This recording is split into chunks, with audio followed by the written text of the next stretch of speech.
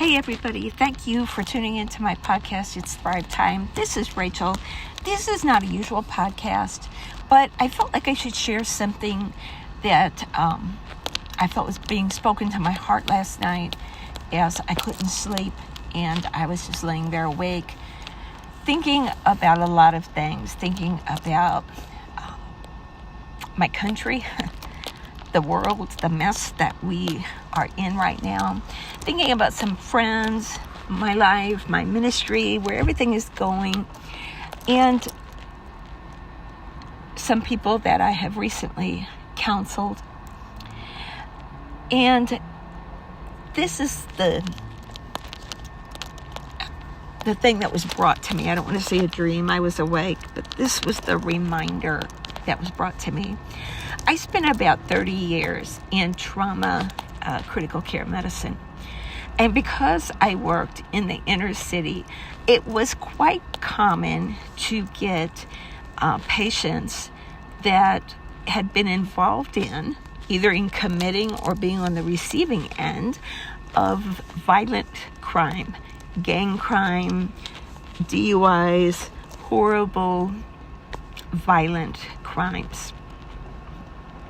So I was quite used to taking care of people that had aliases in the unit because they were gang members. I was quite used to taking care of people that were shackled, to the bed, their feet and their hands, and two policemen at the bedside at all times. But one guy, I will never forget. I don't know what this guy did. I didn't ask those questions. I did not want to know that. But this guy came in. He was on the ventilator. He was sedated, and he had a paralytic agent also infusing in him so he could tolerate the life support. And so this guy wasn't going anywhere. Okay, his hands and his feet were shackled to the bed. But then I saw they had this chain around his abdomen that then went underneath the bed and came up and locked. And he had the two policemen there. And I, was laughing kind of because I thought, well, here's this guy. He's not going to go anywhere fast because he is sedated. He is chemically paralyzed. He's got tubes coming from everywhere and going in everywhere. And so where do they think that this guy's going to go? He's not going to get out of here. And I needed to take care of him one day. I needed to do something specific. And it would involve having to take off that shackle on his abdomen in order for me to do what I needed to do. And so I told the police officers, I need you to remove this so that I can do this procedure.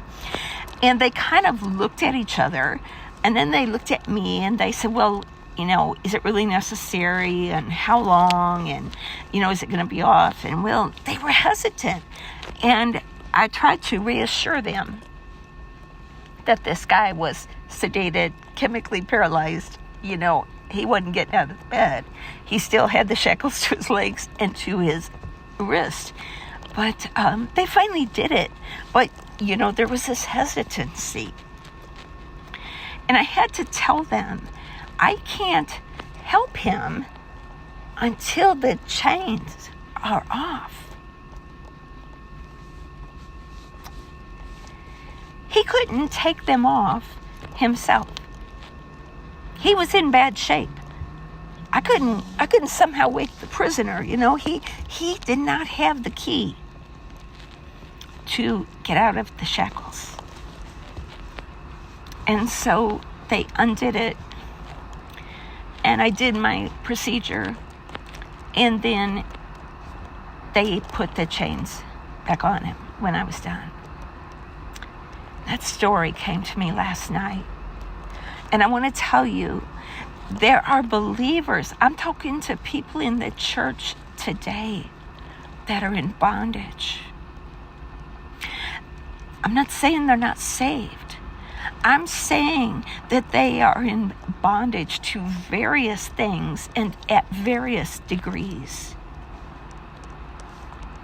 Bondage can be unforgiveness, staying offended, unholy, unrighteous anger, laziness, complacency, complaining. It's not just the big ones, although there are those. There are many who are in bondage to pornography, to drugs, alcohol, things like that. You got saved. The chains came off. But you didn't take Paul's advice when he said in Galatians it was for freedom that Christ came to set you free. So don't find yourself enslaved again to bondage. Folks, if that's you today, understand you're like that prisoner in the bed. He didn't have the ability to take his own shackles off. He didn't have the key. He needed the guards. He needed the police officers to do that. They had to be the ones to do it.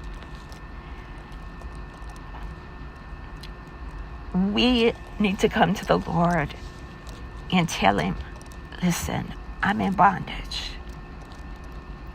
I want to be free again. Sometimes we're like that prisoner in this way. Now, of course, it's a little bit different scenario, but his shackles, when I was done with the procedure, he was fixed up in that way, they got put back on.